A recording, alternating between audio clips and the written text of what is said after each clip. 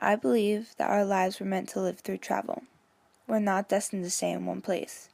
We travel initially to lose ourselves. We travel next to find ourselves. We travel to open our hearts and learn more about the world than the newspaper can provide. Traveling is not just seeing the world, but in the process, discovering who we are.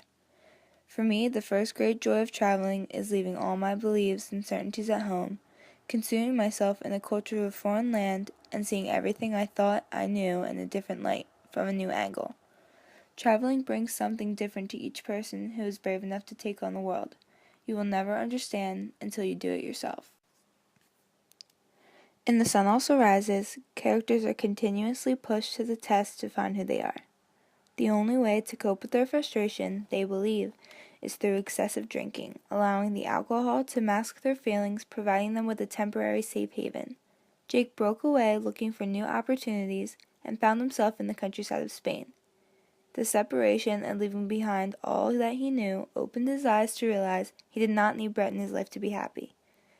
When Jake returned home after receiving a phone call from Brett asking for help, Brett expected the typical response of Jake still in love with her, but instead she received, "Isn't it pretty to think so?"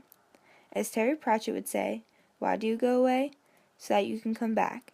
So that you can see the place you came from new eyes and extra colors. And the people there see you differently too. Coming back to where you started is not the same as never leaving." Leaving home is all Miriam dreamt about as a child. In A Thousand Splendid Suns, Miriam listened to the wondrous stories her father would fill her head with, hoping one day to join him in her aunt. Following her heart, ignoring everything her mother said, Miriam ran away from home only to discover nothing was what she thought it would be. Her father rejected her, and she was forced to marry an abusive man. It was not only until she connected with Layla that she began to understand what she was meant to do in life. Although Miriam's choice to leave caused her life to be filled with horrible events, she would have never been the wonderful person she turned out to be if she had stayed. Miriam's choices ended with her death, but she saved the lives of people she cared about, discovering herself and finally understanding something she never fully could comprehend: love.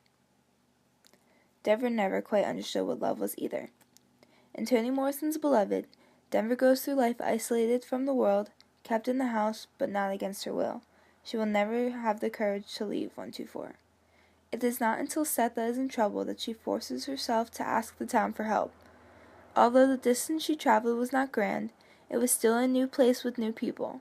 Denver left everything she knew behind to help her mother.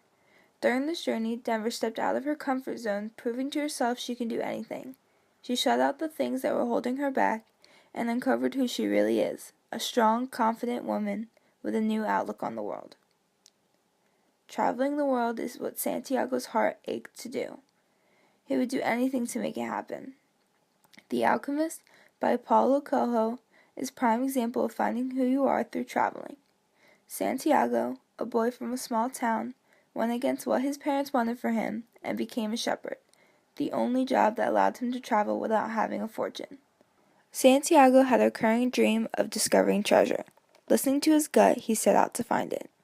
In the process, he lost all of his money twice, was tricked, met new people, even met the love of his life, and discovered the language of the world. The treasure itself was not all that he obtained. He discovered the true treasure of fulfilling your dreams and discovering who you are. Santiago put his heart and mind at peace through the gratification of doing what he really wanted to do with his life. I hope that one day I can fulfill my dream as well. I believe the beautiful freedom of traveling comes from the fact that it whirls you around and turns you upside down, and stands everything you took for granted on its head.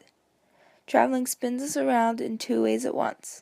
It shows us the sights and values and issues that we might ordinarily ignore, but it also, and more deeply, shows us all the parts of ourselves that might otherwise grow rusty.